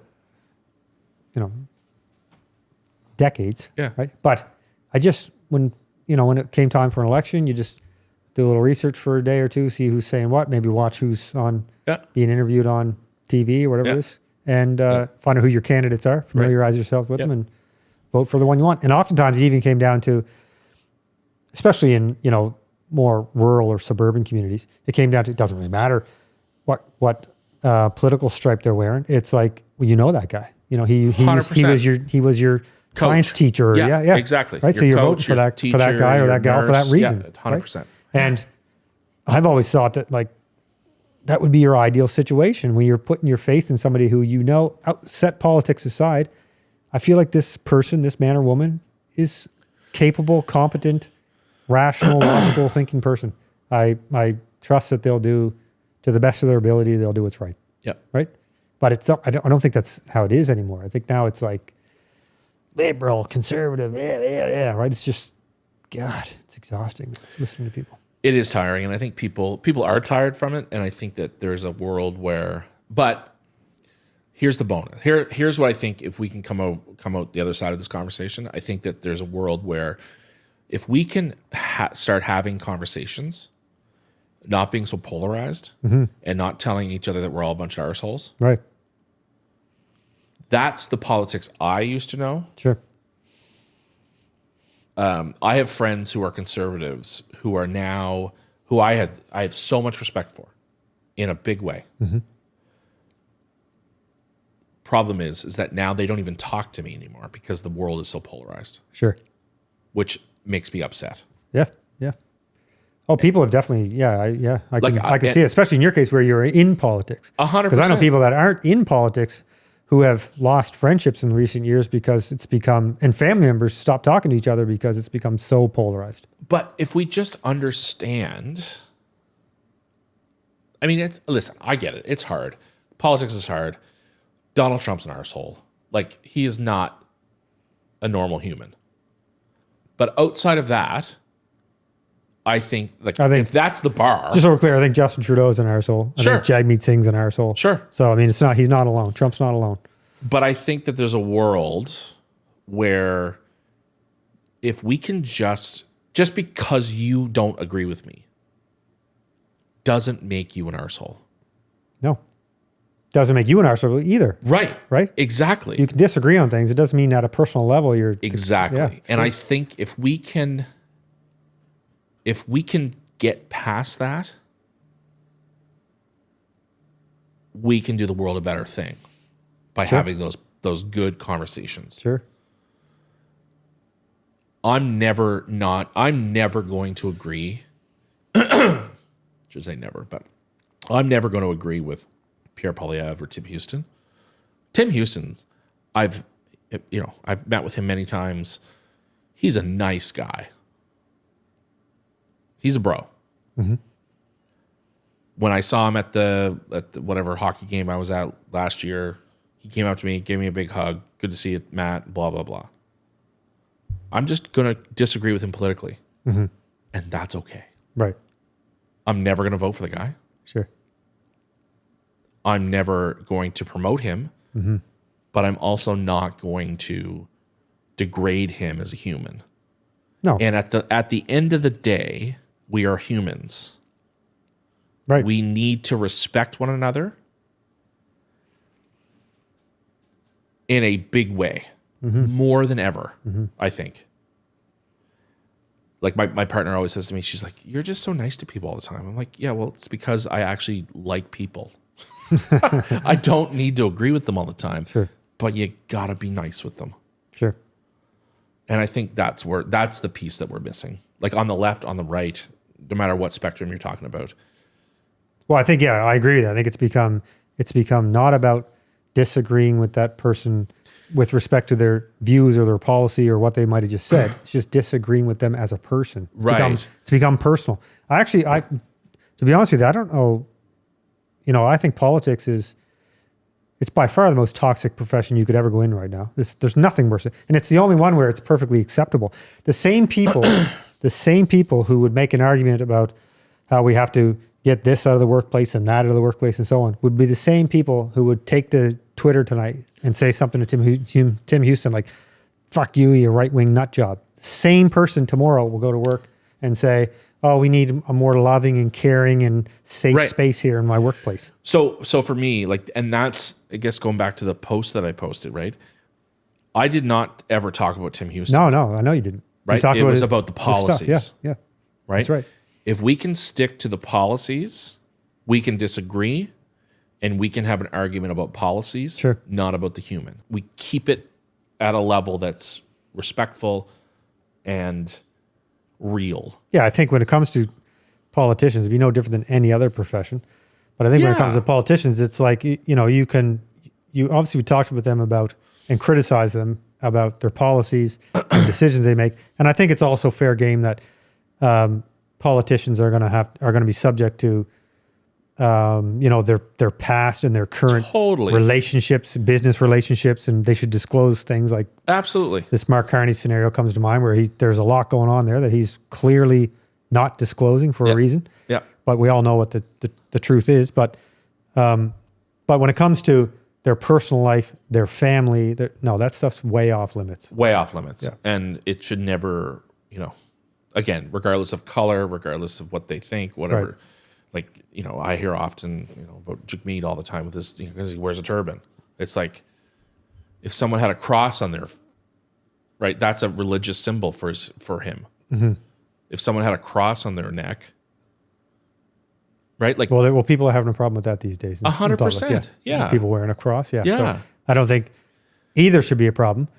But I don't hear many. I don't see many people. Serious people having any problem with the turban. I think more people have a problem with the Rolexes and $3,000 suits, while he claims to be, for the little man. And yeah, he's a phony. well, yeah, okay, well. I know he's your boy, but he's a phony. Well, yeah. Well, so is what's his name? Poilievre, too. What do you think that Poilievre says and doesn't preach? Like, what do you think he preaches but doesn't practice? What do you think that, what would make you say that? I mean, I'm going to leave Trudeau completely out of it because Trudeau is not even a serious human being to me. He's an actor. He always has been. Sure. He's never been serious from day one.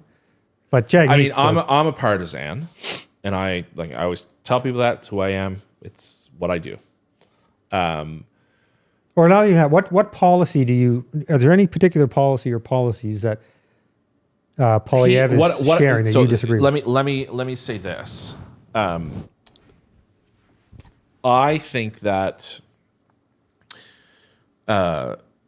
Poilievre is a very good communicator.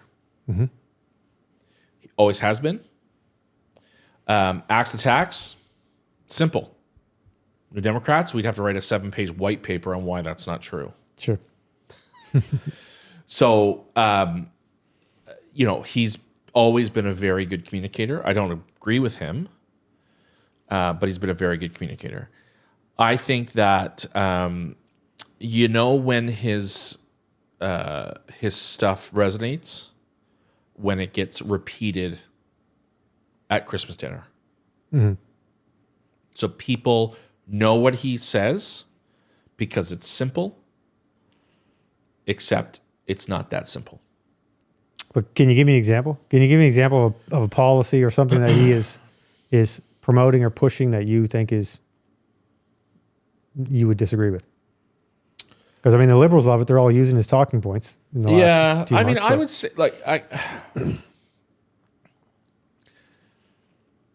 it's not just simple to say, "Hey, we're going to build a pipeline across the country." No, It doesn't just work like that. Just in the federation we live in, it doesn't work like that. It's the provinces who have that jurisdiction. yeah, but yeah, it's not simple in the sense that it's not simple to do like it's going to happen tomorrow. But the concept's pretty simple. We should be able to. Any concept simple. Yeah, but so if you want this nation to be independent, right? Then and I mean, like from an energy perspective, then you're going to have to get stuff from one province to another province and back and forth and across. It's going to have to happen. So while it might not be simple, do you disagree that there should be pipelines and distribution across the country so we can be not reliant on Qatar for oil, for instance? I actually think there's a way to actually get our electricity east to west. We don't have that right now. Mm-hmm. Everything we have goes south. Right, that's right.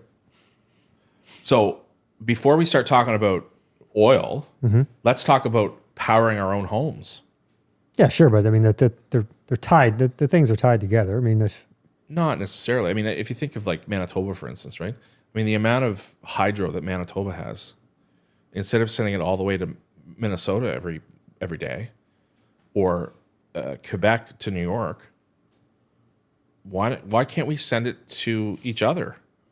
Well, Quebec would be part of the reason why we can't, because they don't want to play ball. Well, to a degree. I mean, well, they make that pretty clear. I mean, they're not mincing words there. Quebec doesn't want pipelines running east to west, and they don't want stuff running through their province. They make it very clear about that. Yeah, I mean, but again, like, fair enough. But the question, you asked me about pipelines. I think before we even talk about pipelines, I think energy needs to be going east to west. Okay, yeah. Like, I think to me, that is an independent thing that we could be doing as a country, but we don't. Yeah. And I think that needs to be the conversation that we should be having. Pipelines are for sure under the same thing with energy. It's the jurisdiction of the provinces. Mm-hmm. The federal government has no jurisdiction over energy, right, when it comes to, not energy, but electricity. Mm-hmm. That needs to be part of the conversation too. And for a long time that has been, the thing. I mean, but what would you say? Can you think of an example of something that federally, with this election that will be coming whenever it comes here? 3 weeks. Yeah. Yeah. Can you think of anything that a policy or something that you just don't agree with Poilievre on? Oh. I mean, he fundamentally does not agree with our public healthcare system in a big way. Women's right to choose. Okay, I'm going to stop. What do you mean? What do you mean women's right to choose specifically? Do you think he's not for a women's right to choose? No, not at all. But those but women can choose in this country. There's absolutely nothing in place in this country that prohibits a woman's right to choose. That doesn't exist. This is a talking point. This always comes up every election. This is liberals do this, NDP do this. This doesn't exist. It's like an issue that doesn't exist. You want to make it an issue. It's not an issue. But I think it's important that the public knows where those folks, those politicians, when they've been in rooms or in their conventions or whatever, they talk about it. They don't bring it up during a campaign. Very similar to what happened here in Nova Scotia. Tim Houston never talked about the AG stuff, but he did it anyways. Yeah, not the same though, because the woman's right to choose scenario is an issue that doesn't exist, that people say the Conservatives or Poilievre are not for a woman's right to choose. And I've seen it. We could probably take 2 seconds here and go, I could probably find you a video where he addresses that very question and says with absolute certainty, no, I'm not on the other side of that conversation. That already exists in this country. We already have these things in place. He's not looking to take that away from anyone. I think it's a falsity to claim that the Conservatives are anti-women's right to choose. I don't think that's accurate, right? You'd have to show me something. I'd have to see something to that effect, because I don't see that anywhere. Yeah, that hasn't been the case in this country for a very long time. Sure, but I think as two guys talking about it, mm-hmm. We can't take for granted what currently does exist in our system of laws. So I think it's super important to continue to have those conversations, because we're seeing it in the States. All those things are being eroded, whether it's whatever human rights exist, those things are being taken away in democracies around the world, not just in the U.S. So we can't take for granted the fact that, yes, sure, maybe those things do exist. I don't believe them. I mean, I said from the beginning of this thing, I'm a partisan. I don't believe them. Mm-hmm. And I think that we have to be. But has he given you a reason not to believe him? Yeah, I mean. So there's something he said or done that was contradictory to what he promised? I mean, I will say that he's not a Brian Mulroney Tory. Mm-hmm. He's not even I don't think, Stephen Harper conservative. Well, no, but our entire society has moved so far left. Oh, no. No, I think our society has moved right. What would give you that indication? Everybody. Tampons in the men's bathrooms, men playing women's sports. Is that all representative of us going right? Look.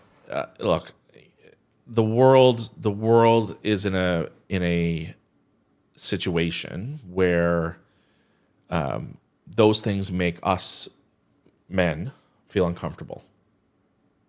That what you just said makes you feel uncomfortable. Doesn't make me feel uncomfortable. Great. Then what's the issue? What's the issue?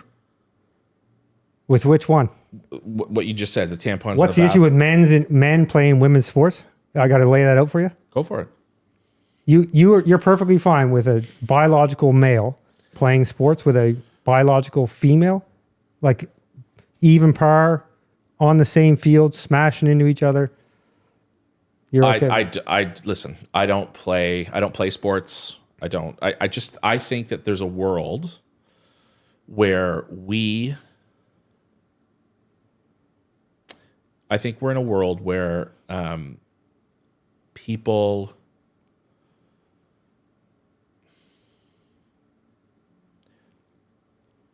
I want to be able to support whoever wants to play a sport can.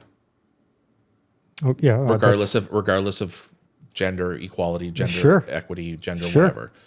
I'm not saying they can't play sports. I'm just saying men play with men, women play with women. And there are mixed. There are at younger kid ages. Yeah, the kids play together. My kids played sports growing up. There was boys and girls on the team. It's all good. Yeah. It's no problem. Then you get to a certain point where it breaks off, and you have women's hockey and men's hockey. For instance, they're not on the same. They're not on there banging around with each other when they're adults.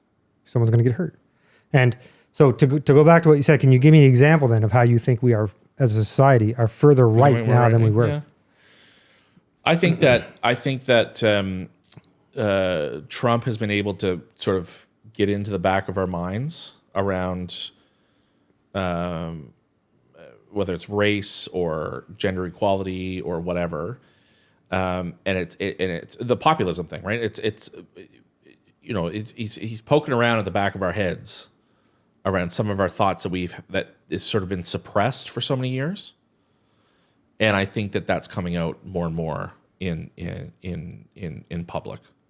I think that people, whether it's women's rights, gay rights, Indigenous rights, all those things, it's sort of been sort of tamed down in the back of a lot of people's minds, and now it's coming out more so because he's allowed it to happen. He's allowed to, for some reason, society has given him the ability to say racist comments, sexist comments, blah, blah, blah. Well, it's not for some reason. They had an election, they voted for him. But also, you'd have to give me an example. Like, give me an example of what you're referring to there when it comes to women's rights or whatever you said. What rights are not there or are being taken away? Well, they're not being taken away in Canada yet because, What rights do you think somebody's proposing to take away? Honest to God, I think that if given the chance, Poilievre's going to take away a women's right to choose. Why would you think that? Because I don't believe him. Yeah, that's a bit of an accusation. You have nothing to support that. You're just saying you're just going on a gut feeling. I don't trust him. Okay, it's who I am. I mean, as I said from day one, I'm a partisan here, so I don't trust him. I don't trust him. Anything he says. I think that's an issue that isn't an issue, but I think that's an issue that strikes a lot of emotion, especially obviously among women. So I think the media and those who are non-conservatives, like the NDP, come to mind first and foremost, are going to bring that up because they bring it up. They offer no evidence or support whatsoever to prove it, but it's a very emotional thing, and you're going to quickly wind a lot of people up and get them to be anti-conservative because you're going to say, if he gets in, he's going to take away a woman's right to choose when there is absolutely no indication whatsoever that that's going to happen. I think the thing is about politics is that it actually is an emotional thing. Politics is very emotional when it comes to policies that affect everyday people. And I think that when you same thing on our side, like if there was we're going to take public health care, or we're going to take private companies out of healthcare, that gets people wound up. Mm-hmm. Sure. Because people think that means that they're not going to be able to get the healthcare that they need. Right? And then the right says, oh, well, that means that you're going to get rid of doctors and you're going to make doctors be a government employee. Mm-hmm. Because right now, doctors are incorporated. Right. They're a private company. They're a private entity. Paid by the government. mind Paid you. by the Yes, government. Yes. They're independent contractors, basically. Right. Yeah. And so that winds people up. Because in the States, they say, oh, well, that means the government is going to tell you how to live. The government's going to have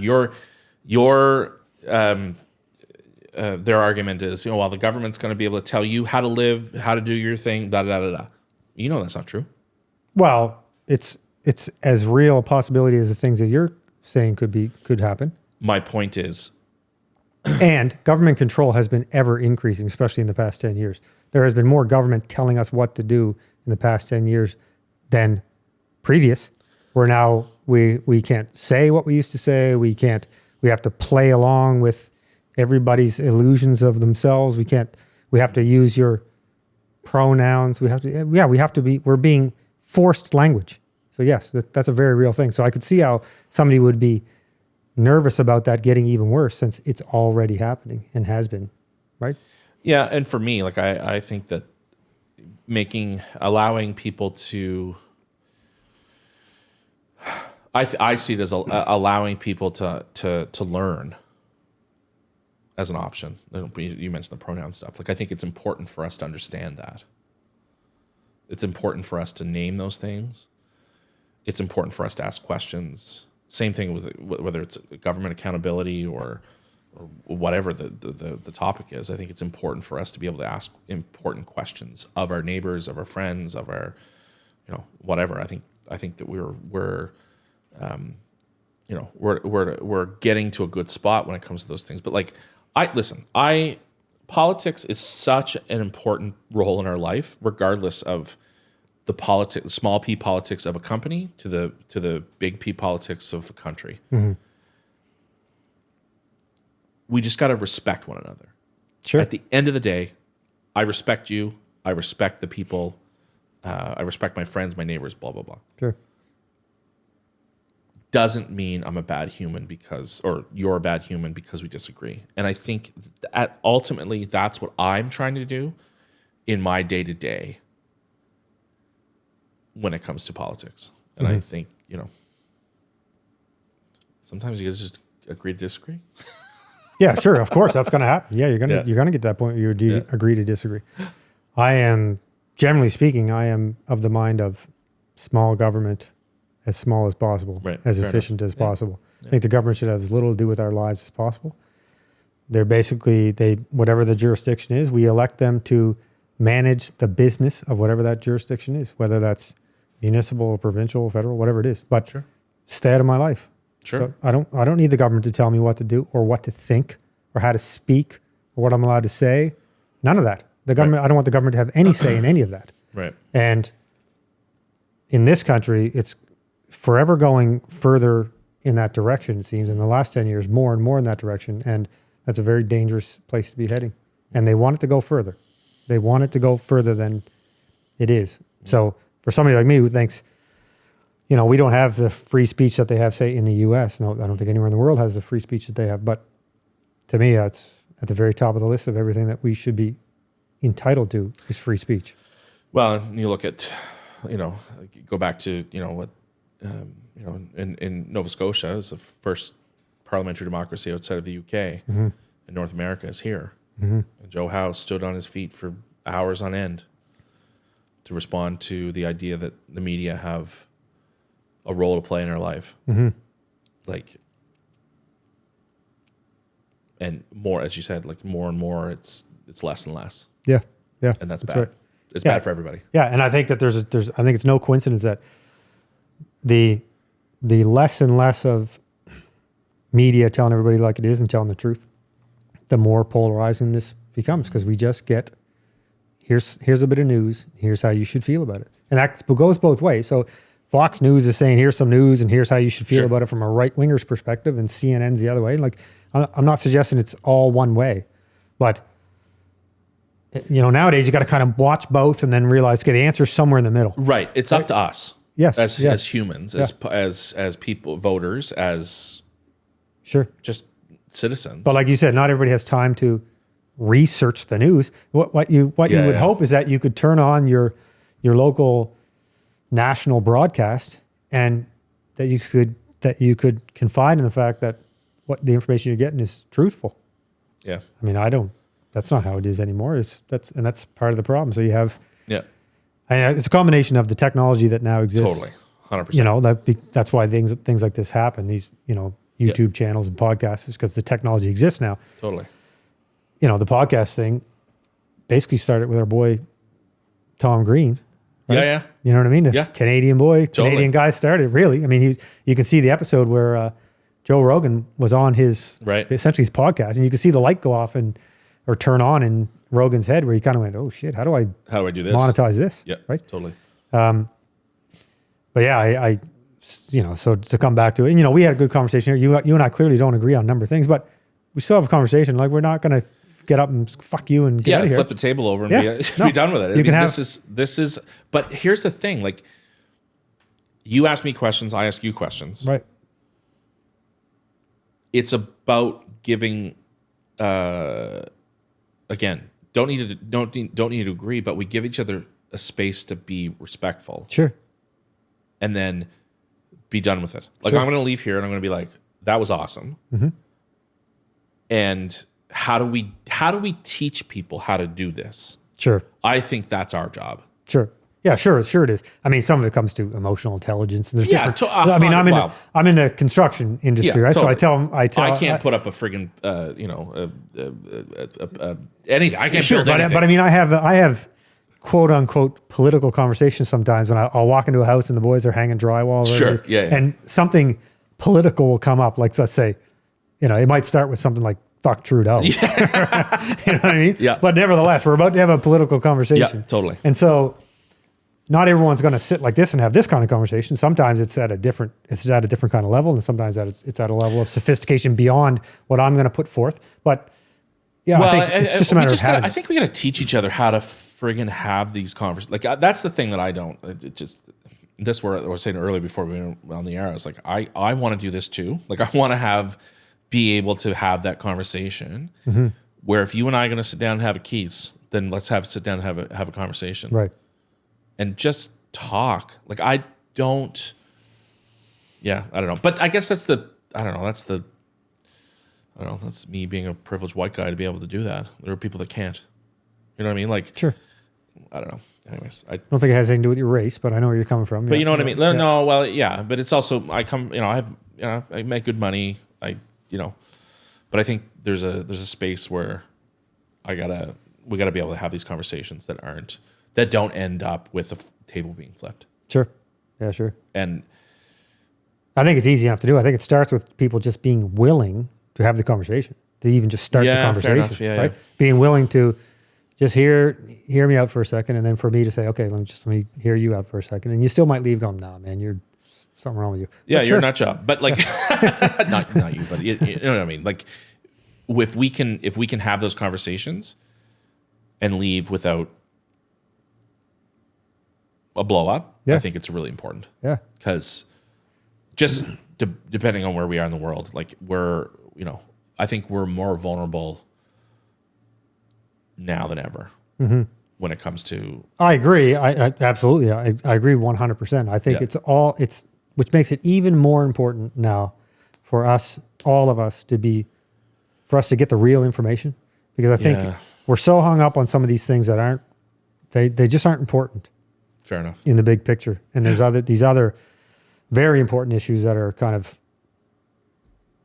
they're not under the surface. I think we take for granted our democracy and what we have. Mm-hmm. And I think we need to get to a point where, as I get older, I'm an old man now, 3 kids, and trying to leave the as I always say, I always tell my kids, you got to leave the place better than you found it. Sure. Whether it's advice. Cleaning up your clothes on your floor or brushing your teeth, like, those are simple things. Yeah. But like, I think that there's a world where we gotta leave the place, the world better than you found it, and I just feel like we're getting very. It's scary. Like, I think there's and that's why I think politics is raw for people. I think politics is an emotional thing because of the fragility of where our world is at right now. Yeah, I agree. And it, imagine what you could do when you can actually talk to someone about politics and it doesn't leave with a table being flipped. Sure. And it's become, politics has become, like, it's in every aspect of our life. I can't even watch, like I said earlier about having cable, I can't even watch Sports Center in the morning without something political being on that screen one way or another. Whether it's, you know what I mean? It's just, it's always something. Whether it's a national anthem being booed and here's why, or right. So, some athlete made some kind of comment about some political person. It's just, it's even when I'm trying to watch sports highlights, right? Can I just have this half hour without politics? But no, not even. Not even. Anyway, I appreciate you being here. Is there anything that we didn't listen, cover? this is a great conversation. I loved it. Yeah, absolutely. I agree. I think, I just hope that if anybody is listening or watching or whatever, that you can, I don't know you at all. You called me and said, hey, you want to do this? And I was like, yeah, sure. Right. This was a very genuine, real conversation that was raw, but also leaving here is going to give me faith in being able to have that conversation with people. Yeah, that's good. That's generally. Good. So I appreciate you being here. My philosophy or my thought process on this is that I'm neither a traditional journalist type. Like I'm not I tell people I'm not going to be breaking any news here. But we'll talk about what's going on in the news, but I'm not looking to break any news, if you know what I mean. But I do consider myself a pretty regular, common sense, logical thinking person that because of the nature of the business I'm in and that my entire business for 20 years, my business is entirely about relationships. And I have to do business with people who I quite frankly don't care much for, but you still got to make it happen. Still got to do it. Yeah. Yeah. And sometimes you do business with people who you may have started out thinking, I don't really care much for this guy, but 5 years later, he's my favorite electrician or whatever it might be. You just got to kind of work through things with people. 100%. And if you can look someone in the eye and have a conversation with them, and if it gets to the point where you say, look, man, we're not going to agree. We're not going to agree. So let's just, like you said, let's just agree to disagree and see you later. But I'm not going to key your car on the way out. We would just part ways. Or you have a conversation like we had where there would be plenty of things where you and I would not agree on. Yeah. But doesn't mean that, I wouldn't, if I walk through the local pub tomorrow and I see you sitting there and a fist pump, sit down and have a beer. 100%. Yeah. That's the way it should be. Yeah. And we don't do a good job at that. No, I agree. Hopefully we'll get better. All right, man. Thanks, man. Appreciate it.